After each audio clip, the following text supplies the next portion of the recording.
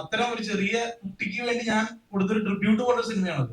അപ്പൊ ആ കഥ കേൾക്കുന്ന ഒരു സുഖം ഉണ്ടാക്കാൻ ഉറപ്പായിട്ടും ഈ സിനിമയ്ക്ക് കഴിയും. അപ്പൊ അതിൽ പൂർണ്ണമായിട്ട് വിശ്വസിച്ചാണ് ഈ സിനിമ എടുത്തിരിക്കുന്നത്. ഇതൊരു അബദ്ധമല്ല.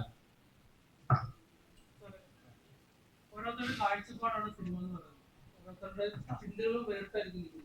പക്ഷെ ട്രെയിലറിലൂടെ ആണെങ്കിലും ടീസറിലൂടെ ആണെങ്കിലും പടത്തിന്റെ ഒരു പോയിന്റ് ഓഫ് വ്യൂ ഓരോരുത്തരുടെ മനസ്സിൽ ഓൾറെഡി ഉണ്ട്.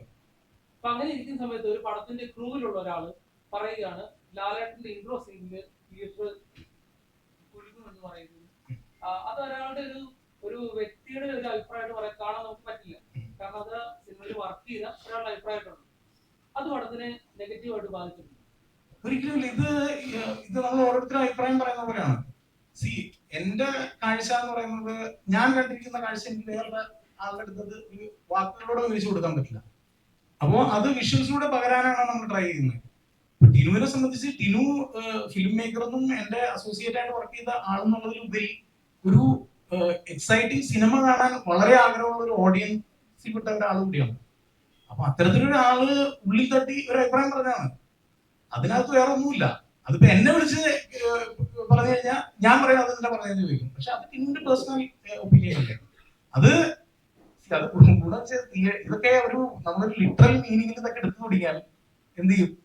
അതായത് നോ പ്ലാൻസ് ചേഞ്ച് എന്ന് പറഞ്ഞിട്ടുണ്ടെങ്കിൽ നാളെ ഞാൻ ഷർട്ട് മാറാന്ന് പറഞ്ഞിട്ടുണ്ടെങ്കിൽ ഒരു ചെയ്യാൻ പറ്റുകയും. അപ്പൊ അതുപോലെ ഒരു വളരെ സിമ്പിൾ ആയിട്ടൊരു ഒപ്പീനിയൻ മേക്കിംഗ് ആണ് അത്. അതിന്റെ ലെവലിൽ എടുത്താൽ മതി എന്ന് മാത്രമേ പറയാനുള്ളൂ. അതിൽ അത്തരത്തിലുള്ള എക്സൈറ്റ്മെന്റുകൾ ഉറപ്പായിട്ടും ആ സിനിമയ്ക്കകത്തുണ്ട്. ലാലേട്ടന്റെ ഫാൻസിന്റെ ഒരു പ്രശ്നം നമ്മൾ നേരിട്ട് കാണുന്നുണ്ട്. ഫാൻസ് ഇന്നലെ സിനിമ കഴിഞ്ഞിറങ്ങുമ്പോൾ അവർ ഉദ്ദേശിക്കുന്ന രീതിയിലേക്ക് ലാലേട്ടനെ എത്തിക്കാൻ കഴിഞ്ഞില്ല എന്നൊക്കെ പറയുന്നു. നമ്മൾ തുടക്കം തൊട്ട് ഇപ്പൊ തന്നെ തുടക്കത്തിൽ പോലും അതങ്ങനെ സ്ലോയിൽ പോകേണ്ട ഒരു സിനിമയാണ്. അങ്ങനെയാണ് ഈ സിനിമയുടെ യാത്ര എന്ന് പറഞ്ഞത്. അവർ ഉദ്ദേശിക്കുന്ന ഒരു മാസ് കിട്ടുന്നില്ല എന്ന് അവർ പറയുന്നു. നമ്മൾ തുടക്കത്തിൽ പറയുന്നത് അവർ വേറെ രീതിക്ക് കാണുന്നു എന്ന് തോന്നിയിട്ടുണ്ടോ? ഇത് ഒരാളെയും എവിടെയും കുറ്റം പറയാൻ വേണ്ടി ഉള്ളൊരു പ്രശ്നമില്ലല്ലോ. പക്ഷെ ഞാൻ പറയുന്നു, നമ്മൾ ഒരു പോയിന്റിലും പറഞ്ഞിട്ടില്ല ഇത് മാസിയായിട്ട് ഫാൻസിന് വേണ്ടി എടുക്കാൻ പോകുന്ന ഒരു സിനിമയാണെന്ന് ഒരു പോയിന്റിലും പറഞ്ഞിട്ടില്ല. നമ്മൾ കൃത്യതയോടുകൂടി പറഞ്ഞിട്ടുണ്ടായിരുന്നു ഇത് ഒരു അമർചിത്ര കഥാ സ്വഭാവമുള്ള എപ്പിസോഡിക്കലായിട്ടുള്ള ഇവന്റ്സ് ഉള്ള ഒരു യോദ്ധാവിന്റെ യാത്രയാണ് നമ്മൾ ഫോളോ ചെയ്തത്. അപ്പൊ കഥയുടെ നരേറ്റീവില് യോദ്ധാവിനൊപ്പം നമ്മൾ ഇടവഴിന്ന് കയറാണ്. ഇടവഴിന്ന് കയറിയും ഓരോ ഇൻസിഡൻസിലും ഉള്ളിലേക്ക് വരുന്ന കഥാപാത്രങ്ങൾ അയാൾ പരിചയപ്പെടുന്നതോടൊപ്പമാണ് ഓഡിയൻസ് പരിചയപ്പെടുന്നത്. അപ്പം അത് ഇത് വളരെ സിമ്പിൾ ലൈനിൽ കൂടെ കൊണ്ടുപോകുന്ന ഒരു സ്പേസ് മാത്രമാണ്. അപ്പൊ എന്താണ്, അയാള് ജയിച്ച് അതിന്റെ അയാളുടെ വിജയങ്ങളുടെ കൊടുമുടിയിൽ നിൽക്കുമ്പോഴാണ് ഐഡന്റിഫൈ ചെയ്യുന്ന ബേസിക്കലി എന്താണ് ബീറ്റ് ചെയ്യേണ്ടത് സ്വന്തം മനസ്സിനെയാണ്. അത്ര സിമ്പിൾ ആയിട്ടുള്ള ഒരു ലൈനാണ് നമ്മൾ ഫോളോ ചെയ്തിരിക്കുന്നത്. അപ്പൊ ആ ഇവന്റിനെ എന്താ പറയാ, ഒരു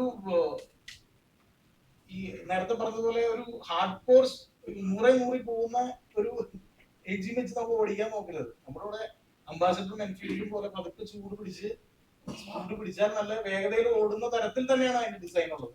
അപ്പോ അതില് ആദ്യം 20-30 മിനിറ്റ് സിനിമയിൽ എടുത്തിട്ടുള്ളത് ആ വേൾഡ് ഓഡിയൻസിന് പരിചയപ്പെടുത്താനായിട്ടാണ്.